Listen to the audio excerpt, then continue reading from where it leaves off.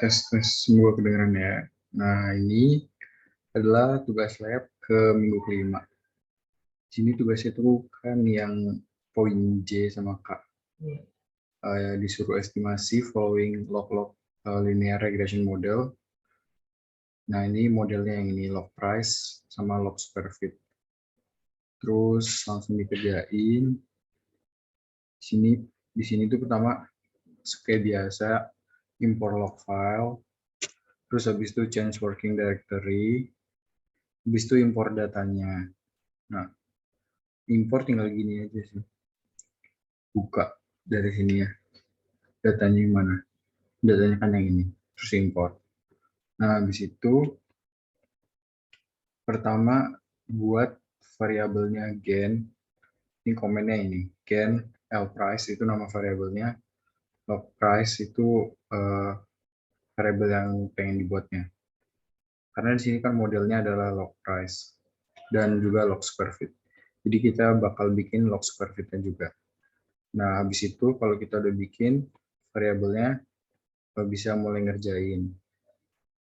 Nah, di sini yang poin D itu ditanya use the estimate model to predict the price of A0. Nah, di sini dimintanya 2000 square feet kan.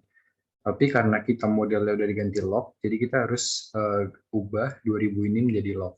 Jadi komennya itu adalah display log dari 2000. Itu adalah 7,6. Lalu bisa dimasukin ke rumusnya. Di sini ada adjust. Adjust itu komennya ya. Jadi dia adjust L square feet itu ininya. Apa namanya variabel di sininya. Karena kita mau nyari berapa harga rumah yang harusnya kan dari 2000 square feet, tapi kan udah di lock jadi yang 7,6 square feet dengan standar confidence itu 95%. Nah, tapi ini aku salah karena harusnya dibikin regresi dulu. Nah, di sini udah dibikin regresinya, sebentar agak nge-lag ya. Nah, di sini udah bikin regresi L price, variable dependent-nya, sama L square feet, variable independent-nya. Habis itu, dimasukin lagi deh komen yang tadi, adjust L square feet, karena kita mau nyari berapa harga rumah yang luasnya itu 7,6 ini. Nah, nanti dapat itu hasilnya kayak gini, bentuknya kayak gini.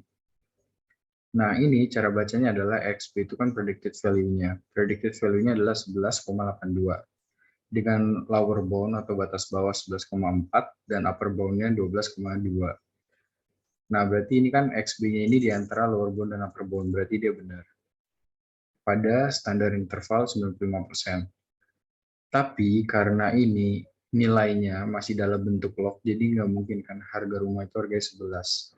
Jadi kita harus eksponensial atau dibikin anti log. Nah, itu rumusnya adalah display EXP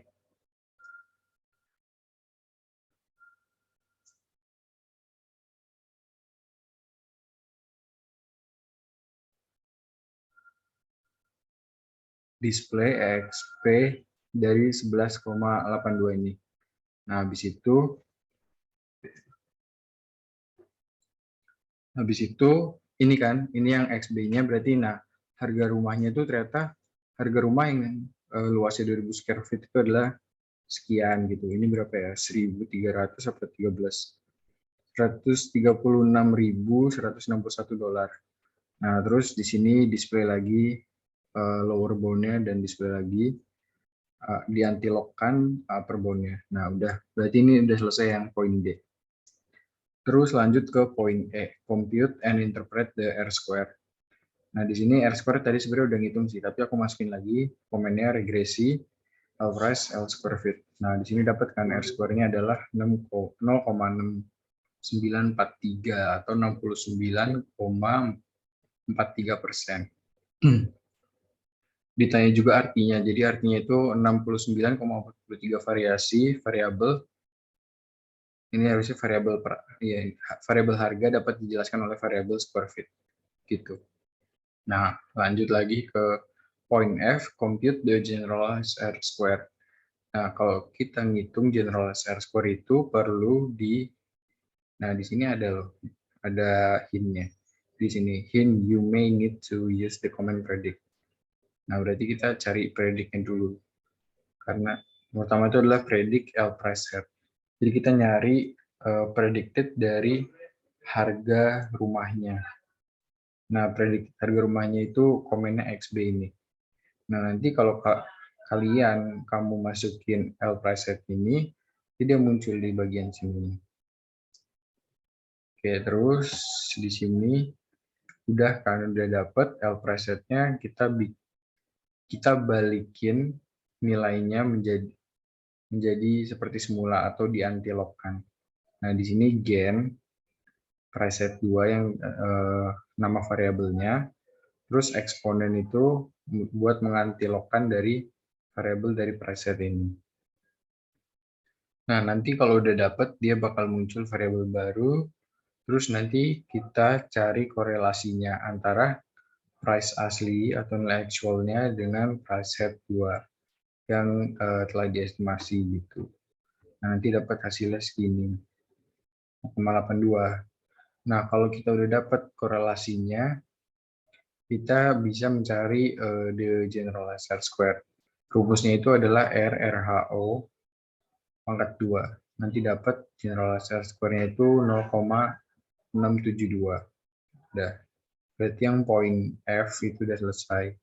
Lanjut ke poin G. Construct a residual histogram to do the residual appears to be normally distributed. Conduct the J-Barrett test at significant to test the null hypothesis of normality. Nah, di sini tuh kita diminta buat bikin residual histogramnya aja sih sama tes normalitas dari errornya. Pertama itu kita harus predik atau kita cari nilai residualnya, nilai errornya. Di sini nulis ahead 3, aku nulis ahead 3 dan koma residual gitu. Nanti dia bakal muncul di sini variabel ahead 3. Nah, terus kalau udah dapet itu tulis komen ahead 3 ke density. Nanti dia bakal muncul, coba ya, ini aku tulis lagi. Harusnya dia bisa muncul kalau nggak error benar. Nanti dia bakal muncul kurvanya gitu. Nah, dia bakal munculkan kurvanya. Terus, nah ini artinya kayak gini. Ini bisa lihat distribusinya hampir normal ya, hampir tapi enggak, bukan distribusi normal. Terus lanjut lagi. Aduh, sorry. Ke ini lagi.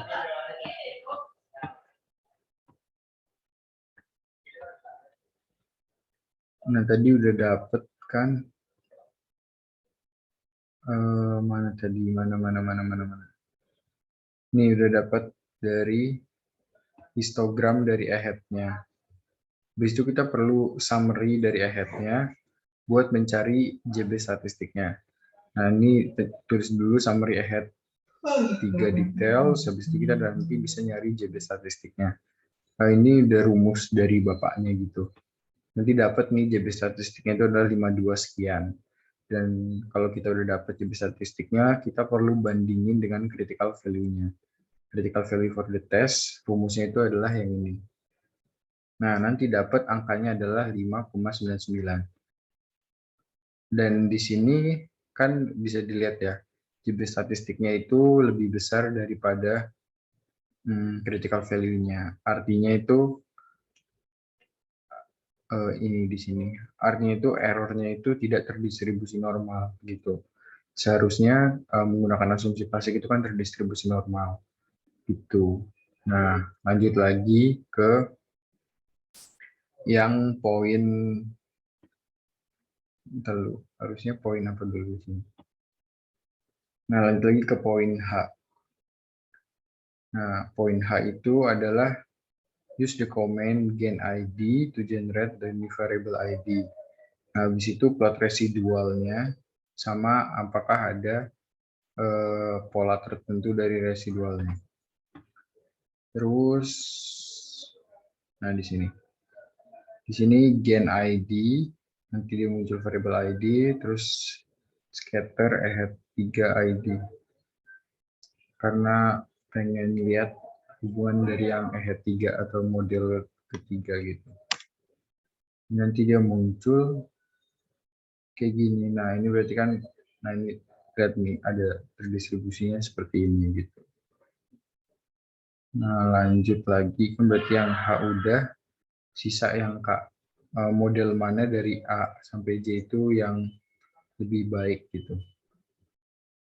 Nah, kalau itu, sebenarnya aku juga kurang tahu, tapi waktu itu Bapaknya pernah bilang kalau perlu bandingin JB statistik sama critical value-nya. Nah, ini kalau nyari JB statistik sama critical value itu sama ya kayak yang tadi. Sama, ini aku bikin ini yang buat yang linear model.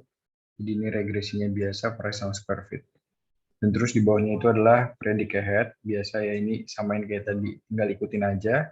Tapi yang penting itu adalah di sininya, hasil JB statistiknya. Di sini hasil JB statistiknya adalah 2455. Nah, ini jauh lebih besar dibandingkan yang tadi. Kalau yang tadi itu JB statistiknya cuma 52. Artinya yang ini lebih mendekati 5 kan. Jadi bisa dibilang yang model ini adalah lebih baik dibandingkan model yang linear biasa gitu. Nah, terus ini adalah model yang log linear. Kalau log linear itu dia di sini variable dependennya adalah log dan variable independennya adalah linear. Setelah itu kita masukin rumus, di sini dapat JB statistiknya adalah 78. Dan critical value-nya masih sama sih. Critical value pasti selalu sama. Di sini 5,9. Nah, sebenarnya ini udah lumayan baik, tapi kalau dibandingkan dengan yang linear, karena tadi linear kan gede banget makanya, tapi masih lebih baik lagi yang log-log, karena nilainya lebih, selisihnya lebih dikit. Di sini 52, yang tadi itu adalah 70, 78. Jadi, kalau ditanya di sini kan, which model do you prefer? Kalau aku lebih prefer yang model log-log, linear regression model gitu. Udah sekian dari aku, mungkin kalau ada salah mohon dimaafkan karena aku juga nggak ngerti ya. Terima kasih.